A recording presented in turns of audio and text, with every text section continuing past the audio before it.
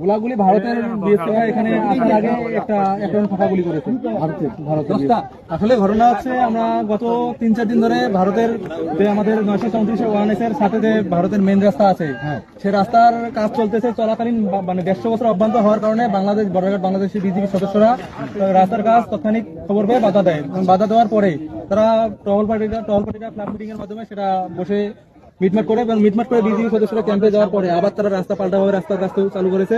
এক্ষেত্রে আজকেও দুপুরে একবার মানে ফ্ল্যাগ মিটিং হয়েছে। ফ্ল্যাগ মিটিং হওয়ার কারণে আবার আজকেও কাজবদ্ধ করতে বলছে, কাজবদ্ধ করেছে। এখন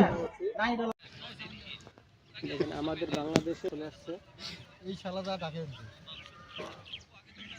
বাংলাদেশে আমার বাড়ির পাশেই। আচ্ছা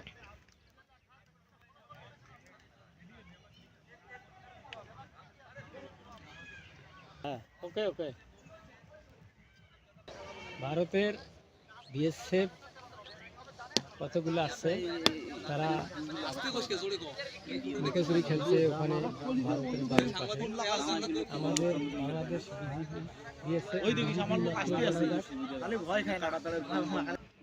বিজিবি মাত্র 3 জন, মানে হিন্দি করলে বাংলা উত্তর ওরা ভিডিও দেখাবে যে দেখো দেখেন অনেক দূর থেকে দাদা এটা চুদলিং পং হয়ে গেল না। আমাদের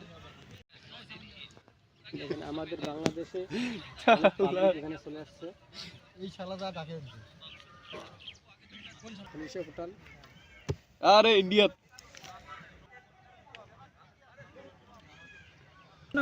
আনন্দ শোন আনন্দবাজার পত্রিকা আজকে তুই নিউজ নাই করছে তারপর দেখি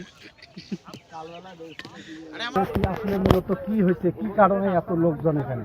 আসলে ঘটনা হচ্ছে আমরা গত 3-4 দিন ধরে ভারতের যে আমাদের 934 ONS এর সাথে যে ভারতের মেইন রাস্তা আছে সে রাস্তার কাজ চলতেছে চলাকালীন মানে 150 বছর অব্যাহত হওয়ার কারণে বাংলাদেশ বর্ডার বাংলাদেশের বিজিবি সদস্যরা রাস্তার কাজ তাৎক্ষণিক খবর পেয়ে বাধা দেয় এবং বাধা দেওয়ার পরে তারা টহল পার্টিরা ফ্ল্যাগ মিটিং এর মাধ্যমে সেটা বসে মিটমাট করে এবং মিটমাট করে বিজিবি সদস্যরা ক্যাম্পে যাওয়ার পরে আবার তারা রাস্তা পাল্টাভাবে রাস্তার কাজ চালু করেছে।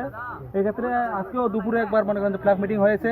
ফ্ল্যাগ মিটিং হওয়ার কারণে আবার আজকেও কাজবদ্ধ করতে বলছে, কাজবদ্ধ করেছে। এখন বিজিবি সদস্যরা যখনই মনে করেন যে ক্যাম্পে যাচ্ছে তখনই আবার রাস্তার কাজ চালু করতেছে। এখন এলাকাবাসীকে সাথে নিয়ে বিজিবিরা মনে করেন যে সীমান্ত এলাকায় বিজিবি ভাইরাও কিন্তু ব্যস্ত, এখন জানি না কথা বলবেন কিনা, তার এবং শান্তিপূর্ণ অবস্থায়